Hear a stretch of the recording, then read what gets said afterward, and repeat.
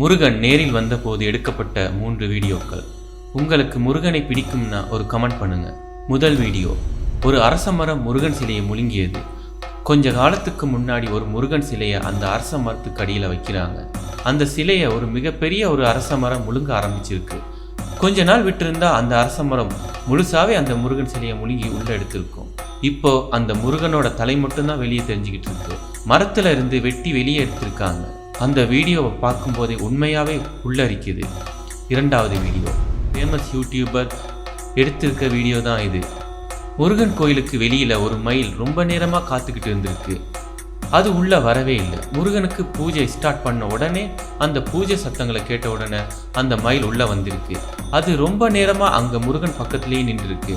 அங்க அவ்வளவு சத்தம் இருந்தும் அந்த மயில் மேல திருநீர் போட்டும் நெருப்ப பக்கத்துல காட்டியும் அந்த மயில் கொஞ்சம் கூட பயப்படவே இல்லை.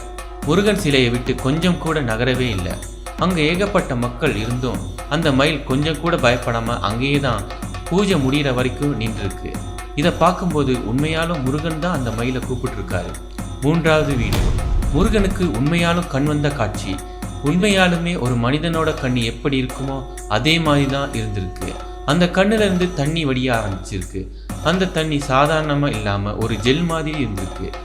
அங்க இருந்த மக்கள் அந்த சாமியோட கண்ணை தொட்டு பார்த்துருக்காங்க. அப்போ அந்த கண்ணு பயங்கரமா சுட ஆரம்பிச்சிருக்கு. கொஞ்ச நேரத்துக்கு அப்புறம் அந்த சிலையோட கண்ணு பழைய மாதிரி ஆகியிருக்கு. ஒரு கல் சிலை எப்படி இருக்குமோ அந்த மாதிரி இருந்திருக்கு. இந்த வீடியோ பிடிச்சிருந்தா ஒரு லைக் பண்ணி நம்ம சேனலை சப்ஸ்கிரைப் பண்ணிக்கோங்க.